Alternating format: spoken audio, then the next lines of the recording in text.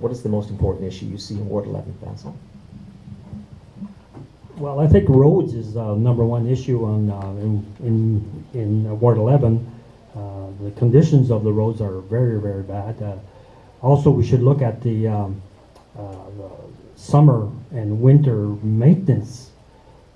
That's got to have some look for sure, because it's last winter was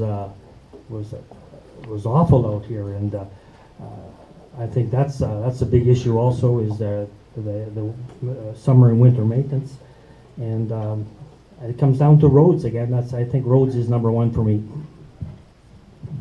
Well, I'm actually going to cheat here because I think there are two different issues. The first one obviously is roads and infrastructure.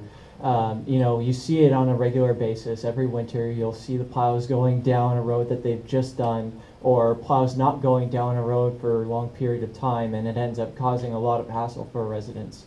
And then you take a look at, you know, repairs that are happening that should have taken place 3 weeks ago, 4 weeks ago, even longer.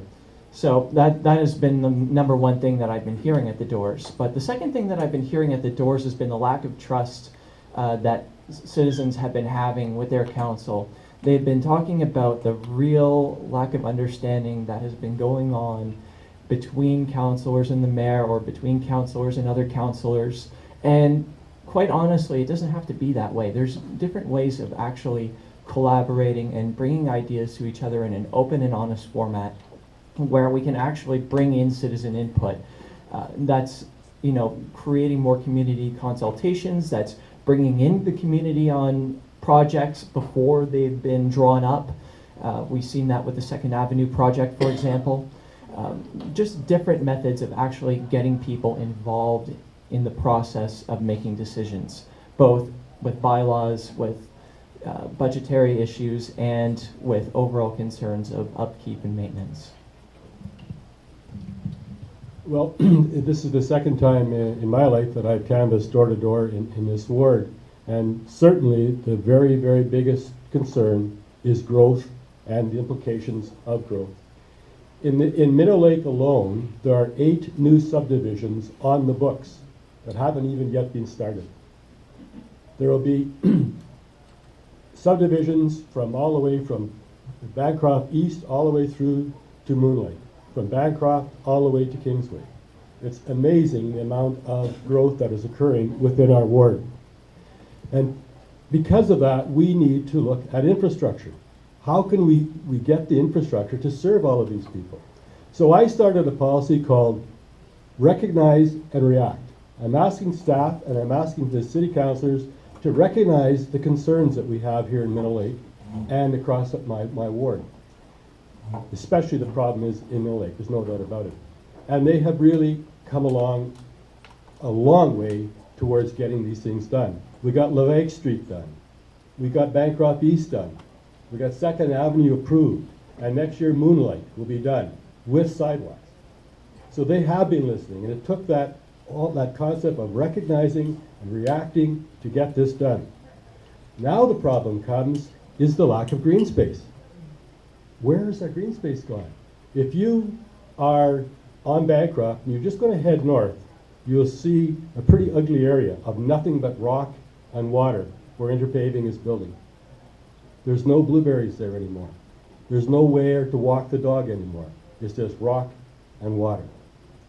Fortunately, I saw this happening 4 years ago, and we got the Green Space Advisory Committee going, and they have mapped out all the green space that is available in the city and some of the green space that we should be purchasing in this city. And it's just amazing how much is there. And as example, let me just show you an example of a beautiful spot, and that's just right at Moonlight Beach. Thanks, And I'll have to talk to you about that after.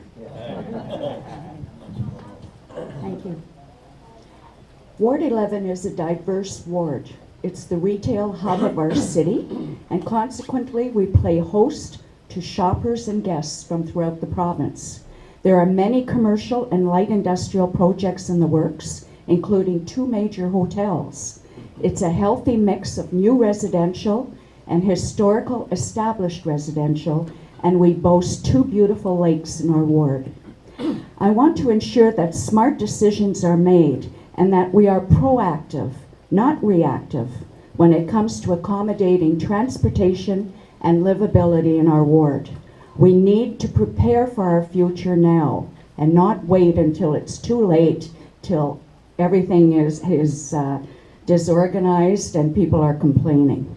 Along with the development will come concerns about the environment, the runoff from the Frobisher watershed into Minnow Lake and eventually into Ramsey Lake.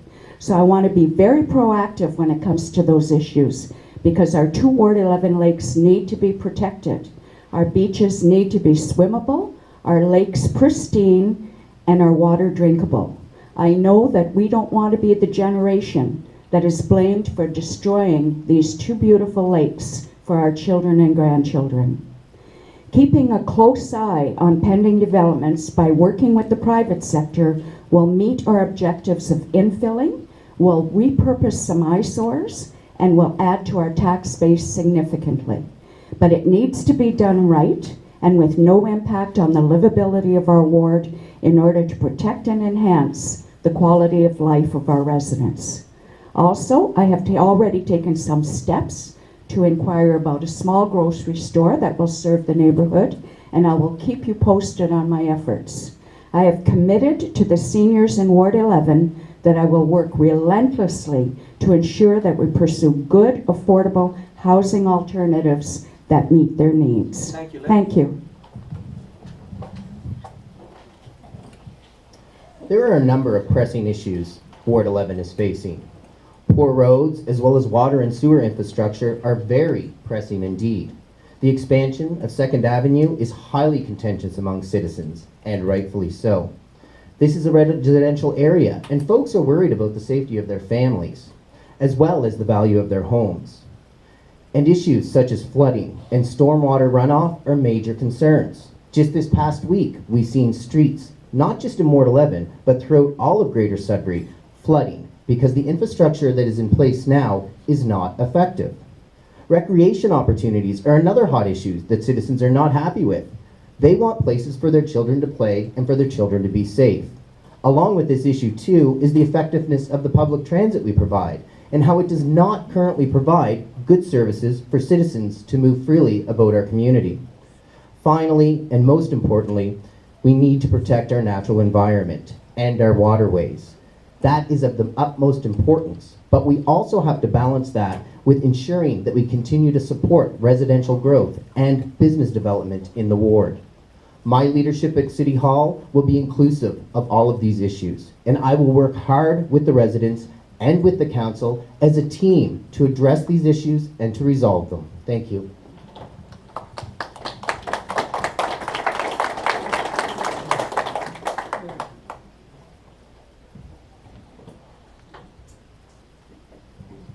Playing with that microphone, Lynn, when you were handing it back to me. There we go. We've got it. We're up and running again.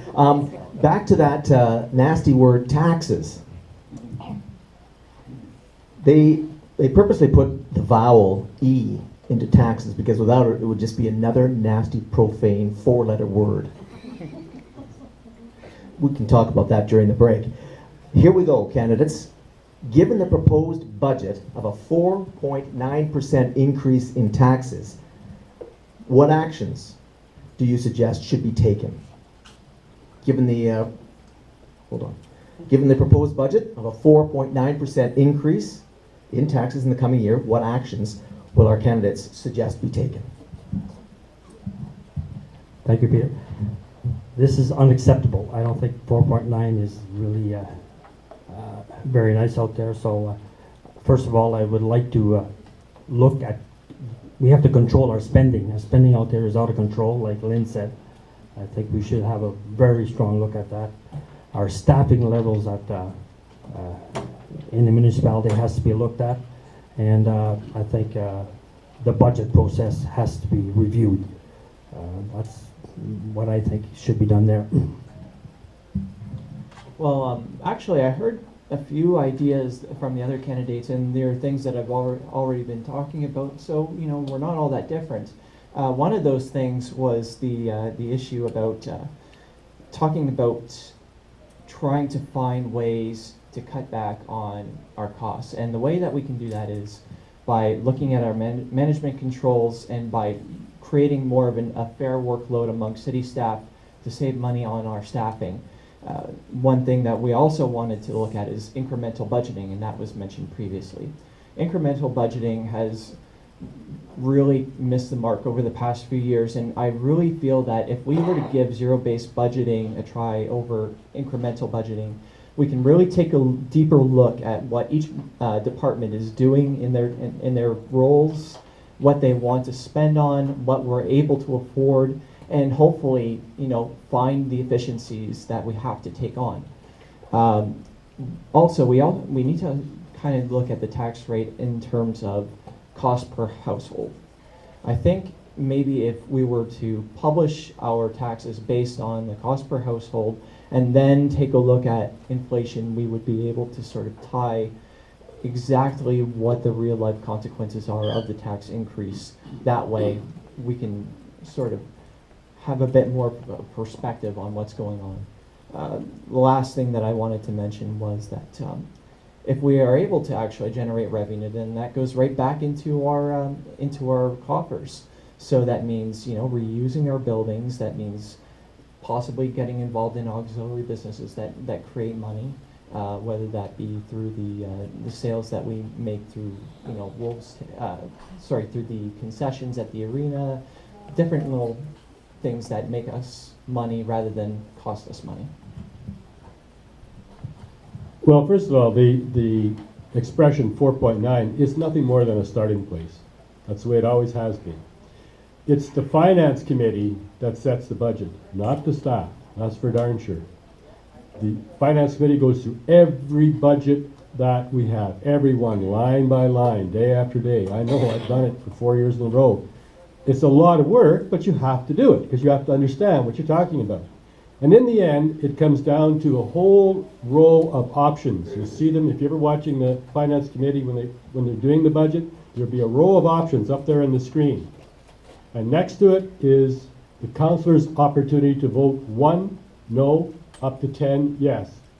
And what happens then is once the vote's established, they set the line, they set the actual tax number.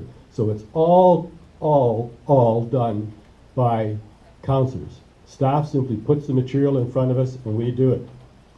What I want to see is more of the public getting involved with the budget.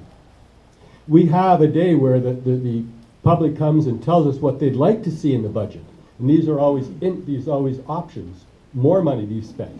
In fact, last year the options from the public were $2 million. What I'd like to see is a day where you can come in and say, here's what we need to cut. I believe that we don't need this particular service. We should sell the trailer parks, as an example. Or whatever, it doesn't matter. I want to hear from people what they want to do, rather than simply how they want to spend the money. Let's see how people want to cut and where they want to save the money. And finally, good old-fashioned employee suggestion plan is still around.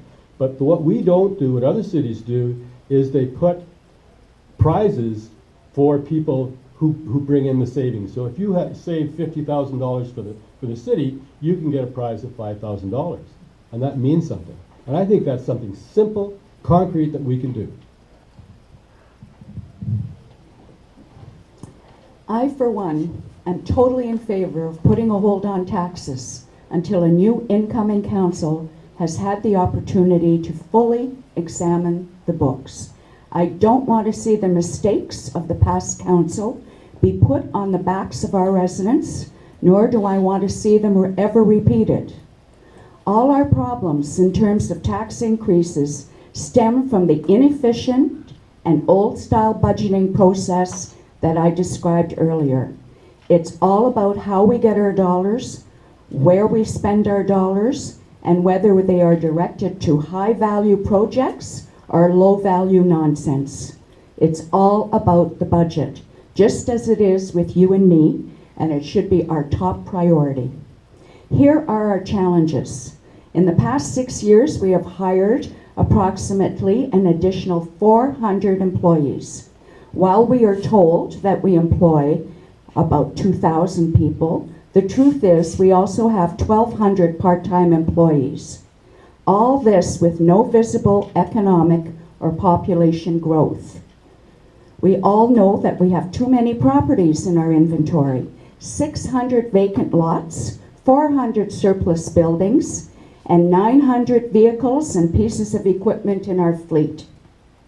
We need to look at the waste and mismanagement and too many scandals that have eroded our confidence in our city governance. And I, for one, will not tolerate making taxpayers pay any more for this nonsense. There are many other things that cost us money as well. Dishonesty, excuse-making, lack of accountability, blaming other levels of government, and lack of transparency. Poor procurement practices, bad management, and lack of professionalism at the council table. That is why our taxes are projected to rise 4.9%, and I'm in favor of informing staff on day one that this party is over.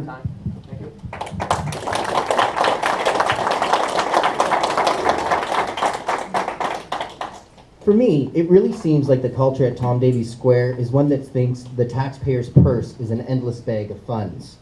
I recognize that it is not. We need to look inward at our operations to find savings. We need to come up with homegrown solutions to the unique challenges we face here in Greater Sudbury.